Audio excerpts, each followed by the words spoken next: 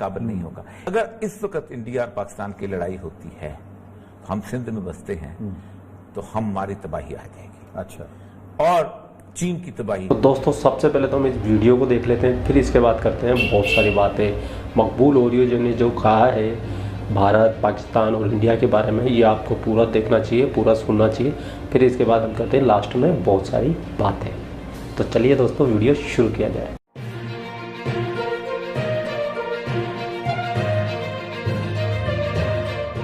अल्लाह तबारक व तआला की वो बुनियादी तौर पर जो स्कीम ऑफ द इवेंट है, जिसको हम समझते नहीं हैं। आज से तकरीबन 40-50 साल पहले, 70 साल पहले, 80 साल पहले जो समझते थे कि इंडिया जो है उसमें हिंदू जो है उतने से तो कौन बोलता है, हिंदू तो आराम से बैठे हुए पुरसुकून कौम है, तो वो ये अंदाजा नहीं था कि अल्लाह तबारक व तआला उस आखिरी गज़वे के लिए चीजें तैयार कर रहा है। और उसमें 1925 में जिस वक्त ये बनी है हिंदुत्व, तो कुछ सोच सकता था कि इतने से चंद लोग जो नागपुर में ट्रेनिंग ले रहे हैं वो एक दिन भारत में इलेक्शन जीत जाएंगे और उनको कोई हराने के काबिल नहीं होगा। अगर इस वक्त इंडिया और पाकिस्तान की लड़ाई होती है, हम सिंध में बसते हैं, तो हमारी तबाही आ जाएगी। अच्छा। और चीन की तबाही। फिर इंडिया के अंदर सबसे बड़ी बात यह है कि जिस जगह पे इंडिया लड़ना चाहता है चाइना के साथ, दो जगह हैं। एक है उसकी आसाम की, जिसे चिकन नेक कहते हैं, और दूसरा है इसका लद्दाख की। नाज़रीन, लद्दाख में भारत और चीन के दरमियान झड़प ने पूरी आलमी दुनिया की तवज्जो हासिल कर रखी है। दोनों मुल्कों के दरमियान कशीदगी है और आज दोनों मुल्कों के वज़राए ख़ारजा का आपस में राब्ता हुआ है। और ये साहब, चीनी वज़ीर ख़ारजा ने आज भारतीय हम मनसब अपने एस शंकर से टेलीफोन पर राब्ता किया है। देखिए, आज से तकरीबन को 8-9 महीने पहले जिस वक्त पेंटागन स्ट्रेटजी आई थी, तो हमने से बहुत तफसील से गुफ्तगू की थी कि पेंटागन ने इस पूरे रीजन के अंदर अपने लिए बहुत सारे हलीफ हैं वो इकट्ठे कर लिए हैं। और पेंटागन ये चाहता है कि कुछ भी हो जाए, चाइना बेशक अच्छी पावर बने, इकोनॉमिक पावर बने, उनके साथ उसकी इकोनॉमी तरक्की करे, लेकिन चाइना जो है वो किसी तौर पर भी इंटरनेशनल मार्केट को कैप्चर करने के लिए ना आए, खुसूसन वो मार्केट जिसके ऊपर इस वक्त यूरोप का और अमेरिका का कब्जा, खुसूसन अमेरिका का कब्जा है। यूरोप के साथ चाइना ने बहुत बड़ा उसके बाद हुआ ये कि जब ये पेंटागन स्ट्रेटजी आई, इसमें सिवाय पाकिस्तान के हर मुल्क इस रीजन के अंदर मौजूद था। एक पाकिस्तान नहीं था और एक चाइना नहीं। सही। इसने कहा कि हमने कंटेनमेंट ऑफ चाइना करनी है, और ये पॉलिसी जो है 2012 ऑनवर्ड से चली आ रही है, और हम बहुत दफा डिस्कस कर चुके हैं। लेकिन नवंबर के अंदर एक पेंटागन स्ट्रेटजी आई हमारे, क्या उन्होंने करना क्या है। और आप देखें कि इस पूरे रीजन के अंदर 3,70,000 अमरीकी अफवाज जो हैं वो वहां पर मौजूद हैं। और अमेरिका ने कहा कि ये अफवाज कम हैं, हम चाहेंगे कि हमारे पार्टनर जिनमें इंडिया है, जिनमें बांग्लादेश है, इनमें और जापान है, ये भी हमें कुछ फौजी दें ताकि हम इसके अंदर उसको रखें। और उसके साथ साथ ये था कि अमेरिका की शिप्स भी वहां, क्योंकि बुनियादी वजह यह है कि चाइना अपने समुद्र से जब चीजें निकालता है, वो जब नीचे समुद्र में आती हैं तो एक इंडोनेशिया और मलेशिया के दरमियान एक छोटी सी एक जगह बनती है जहां से जहाज गुजरते हैं। ये कुछ 15-16 किलोमीटर की जगह है, इसको कहते हैं बलाका कॉरिडोर। इस बलाका कॉरिडोर से वो गुजर के वो नीचे जाते हैं। और अगर वहां पर एक भी जहाज खड़ा कर दिया जाए तो उसकी हालत वही होगी कि जैसे ईरान की स्टेट ऑफ हुर्मुज़ की है, कि उस स्टेट ऑफ हुर्मुज़ पे अगर एक जहाज खड़ा हो जाए तो फिर यूएई हो, कतर हो, यमन हो, ब्लॉकेज हो जाती है फिर। और गवादर की खूबी ये है कि गवादर उस ब्लॉकेज से बाहर है, गवादर खुले सी में। गवादर की दूसरी बड़ी खूबी यह है कि गवादर दुनिया की वाहिद नेचुरल पोर्ट है।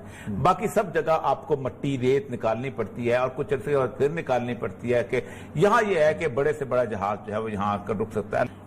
उसके लिए उन्होंने कहा गया कि अब उसमें इस वक्त देखें, एक बात याद रखें, अमेरिका हो या नेटो ममालिक हो, नेटो ममालिक को शायद ना चाहे, लेकिन अमेरिका सिर्फ एक काम चाहता है कि जंग चल पड़ती है और जंग इस लेवल पे आ जाती है कि दोनों मुल्कों का मफाद जो है वो टकरा जाता है और एक खतरा पड़ जाता है कि चीन और इंडिया के दरमियान अगर लड़ाई होगी तो पाकिस्तान बीच में उसमें अनगल्फ हो जाएगा, और पाकिस्तान बीच में अनगल्फ होगा तो फिर तालिबान और अलकायदा की पूरी की बड़े स्टेशन फौज आ जाती है तो कश्मीर, तो फिर हम बीच में कूद पड़ेंगे और फिर हम यहाँ पर आप इंटरनेशनल फोर्सेज उतार देंगे और फॉर द पीस कीपिंग। और अगर पीस कीपिंग फोर्सेज भी उतार दी गई तो अगले 51 साल तक 25 साल तक तो एक कॉन्फ्लिक्ट जोन बन जाएगा, तो चाइना जिंदगी में कभी ख्वाब भी नहीं देख सकता है। अच्छा, तो ये है बुनियादी मंसूबा। इस मंसूबे के ऊपर उन्होंने इंडिया को कहा है कि आप जनाब आगे बढ़ के ना इस पे कुछ हरकत करें। अब देखें, इंडिया जो है दो तरीके से इसमें रिएक्ट कर रहा है। पहले तो बात यह है कि दोनों का अगर हम कंपैरिजन कर लें तो इंडिया का जो बजट है वो तकरीबन $70 अरब है मिलिट्री बजट, और चीन का जो बजट है वो 200 इस वक्त जो है वो $178 अरब है, तकरीबन $100 अरब का फर्क है। अच्छा, इनको जो मैन पावर है वो 61 मिलियन है, ठीक है जी, 60 लाख के करीब, और उनकी 75 मिलियन के करीब है। एटम बम इनके पास 120 से 130 है, वहां उनको 300 के करीब एटम बम है। एयरक्राफ्ट जो है वो 2663 है, चाइना की जो दूसरी बड़ी एयरफोर्स बनती है कहा जाता है, और 3749 है। इसराइली हेलीकॉप्टर, पूरी की पूरी ये तफसील मेरे पास पड़ी है। दूसरी चीज ये है कि चाइना के अंदर कोई कॉन्फ्लिक्ट जोन नहीं है, एक बनाने की कोशिश की गई, और ये जो भारतीय जनता पार्टी में आ गया कि इस खुफिया रिपोर्ट के तहत इन्होंने कश्मीर से अपने इंटेलिजेंस ऑफिसर्स को निकाल के चाइना में डाला था, और ये सारा इंडियन ही के ऊपर था। तो इसका मतलब यह है कि वो मामला भी वहां खराब हो जाए। चाइना में कोई ऐसी अपराइजिंग वाली कैफियत नहीं है।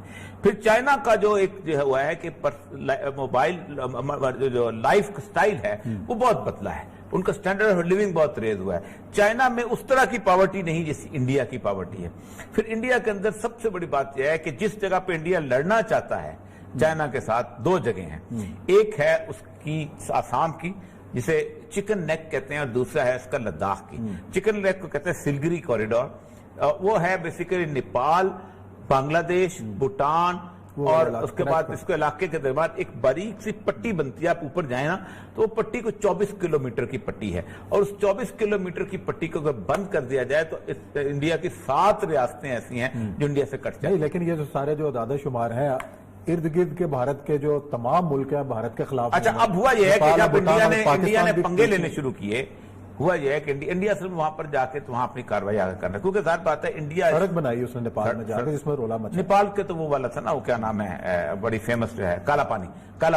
इंडिया के अंदर जो जिन लोग हैं जो उनके जो हिंदुत्व के खास वो हैं, वो समझते ये हैं कि ये अब वो जंग आ चुकी है कि जिस जंग का हमसे कभी वादा किया गया था। और ये वो जंग है जिसमें हनुमान जी भी आएंगे, और ये वंग जिसमें गणेश भी आएंगे, और ये जंग है जिसमें सारे अवतार उतरेंगे, ये अवतार हमारे साथ मदद करेंगे और हम अपनी सरजमीन को पाक कर लेंगे। एक में अल्लाह तबारक व तआला की वो बुनियादी तौर पर जो स्कीम ऑफ द इवेंट है जिसको हम समझते नहीं है। आज से तकरीबन 40-50 साल पहले, 70 साल पहले, 80 साल पहले जो समझते थे कि इंडिया जो है उसमें हिंदू जो है उतने से तो कौन बोलता है, हिंदू तो आराम से बैठे हुए पुरसकून कौम है, तो वो ये अंदाजा नहीं था कि अल्लाह तबारक व तआला उस आखिरी खतरे के लिए चीजें तैयार कर रहा है। और उसमें 1925 में जिस वक्त ये बनी है हिंदुत्व, तो कुछ सोच सकता था कि इतने से चंद लोग जो नागपुर में ट्रेनिंग ले रहे हैं वो एक दिन भारत में इलेक्शन जीत जाएंगे और उनको कोई हराने के काबिल नहीं होगा। इसी तरह पाकिस्तान के अंदर एक कैफियत ऐसी बन जाएगी। कोई सोच सकता था कि 1947 के अंदर खास तौर पर रेड क्लिफ जो है वो कश्मीर को इंडिया के हवाले कर जाएगा, और कुछ नहीं तो पठानकोट उधर दे दे, रास्ता न मिले। अगर पठानकोट ना दिया होता तो आज जिस वक्त कश्मीर हमारे पास है, कश्मीर भी हमारे साथ होता। तो ये सारी स्कीम ऑफ द इवेंट जो है मालिक के कायनात जो है वो बन रहा था। इस तकदीर के इवेंट में होना क्या है मैं आखिर बता दूं। इसमें पाकिस्तान को बहुत होशियार रहना चाहिए। अच्छा। और इस जंग से बिल्कुल दूर रहना चाहिए, बिल्कुल दूर रहना। उसकी एक वजह, और अगर जंग मुसल्लत हो गई नहीं, मुसल्लत 10 दिन में जो लाइन ऑफ कंट्रोल बस उसकी एक वजह यह है कि मैं ये समझता हूं जो रसूलुल्लाह सल्लल्लाहु अलैहि वसल्लम की हादीस हैं कि खराब सिंध मिनल हिंद वो खराब अल हिंद मिनल सिंध, कि अगर इस वक्त इंडिया और पाकिस्तान की लड़ाई होती है, हम सिंध में बसते हैं तो हमारी तबाही आ जाएगी। अच्छा। और चीन